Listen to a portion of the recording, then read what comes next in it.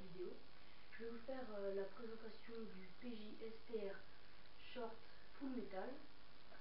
Donc on va commencer par ouvrir la boîte.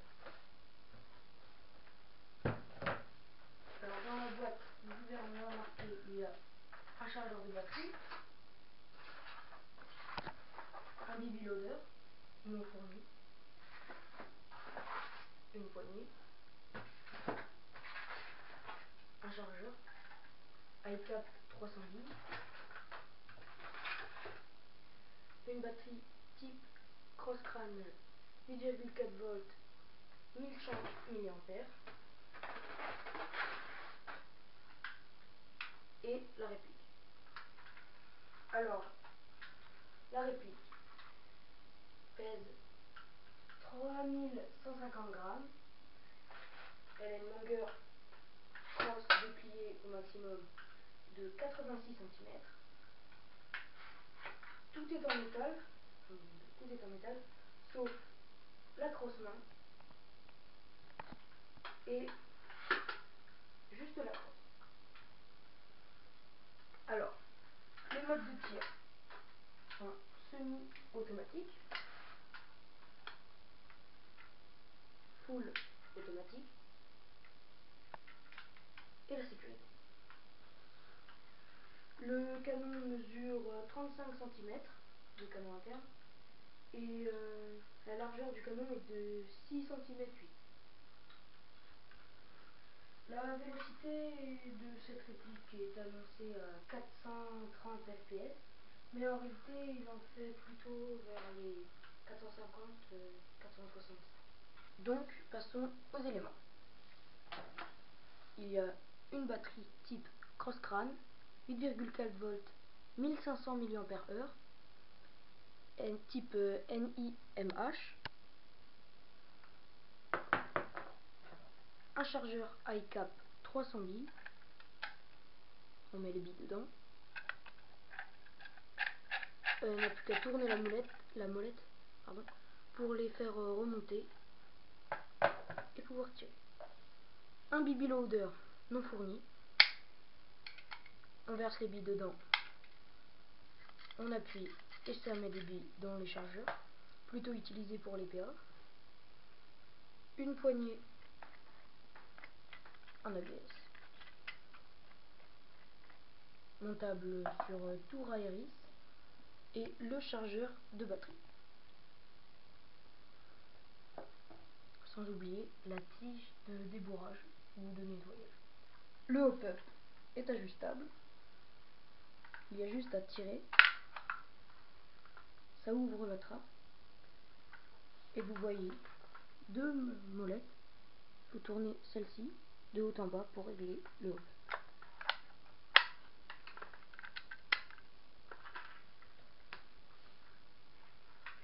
Alors, il y a des marquages sur la réplique. Ce sont les marquages d'origine. Donc bon, ça par contre c'est P et J, c'est la marque.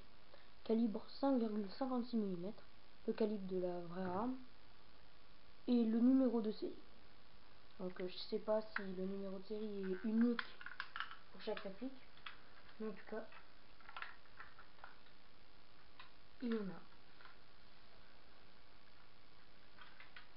Les organes de visée sont déployables, ajustables de haut en bas, de gauche à droite. Donc il y a cet organe de visée là, et celui-là pour plus de précision. Les organes de visée sont très précis. La réplique avec tout l'interne d'origine est très précise aussi.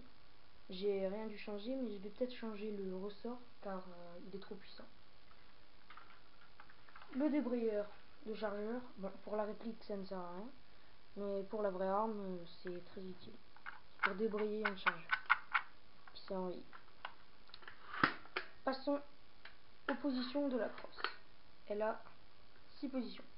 La première, la deuxième, la troisième, la quatrième, la cinquième, la sixième. Vous pouvez voir que ça se bloque à la fin. Alors pour mettre une batterie, on prend le levier, on le met dans l'autre sens et on tire. Ça va nous ouvrir un compartiment, donc on va enlever la crosse et on va pouvoir y insérer la batterie. Alors, pour insérer la batterie dans la crosse type crâne, nous devons retirer les deux petites pièces qui se trouvent ici et ici. Une fois qu'on les a retirées, on charge notre batterie. Ensuite, on la met à l'envers.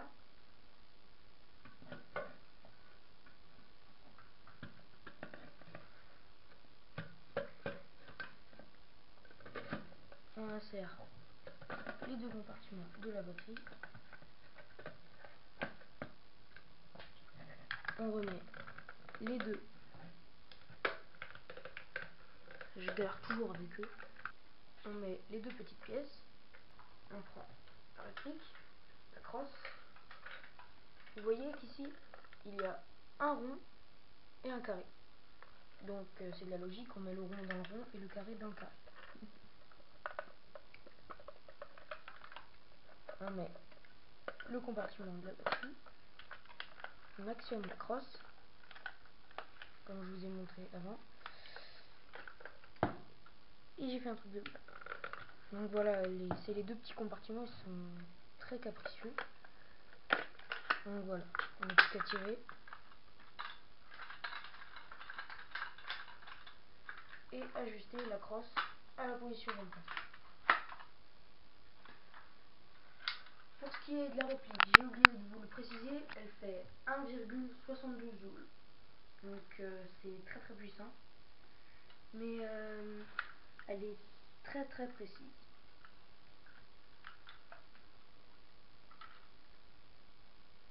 Donc maintenant, passons au test de tir.